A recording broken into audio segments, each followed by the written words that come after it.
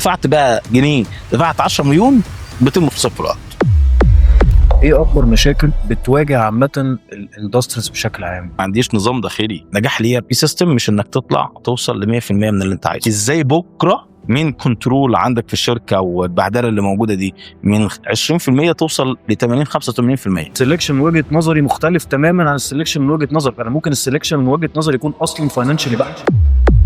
ممكن اكون ويل ستراكشر في البيزنس، فانا فاهم بيزنس، فانا مش عايزها عشان 1 2 3. راجل قصادك بفهم بيزنس قوي عشان اعرف اشكل فوده، ده انا هبني على قوده 40%. اصل انا عندي مشكله مس الايت مثلا ما بين ديبارتمنت السيلز وديبارتمنت الفاينانس، مش عارف اطلع ريبورتات. هيديني فاليو ثم فاليو ثم فاليو ثم سعر. بدخل للشركات بقول لهم لو انت بتدور على حد ينفذ لك اللي انت بتقوله فانا الشخص الغلط.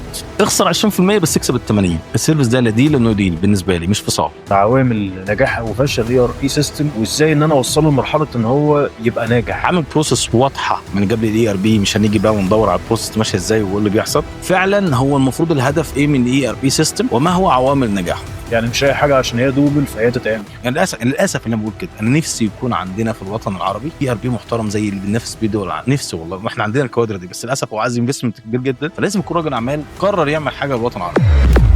الاي اي انا بمثله بالبيبي الذكي جدا.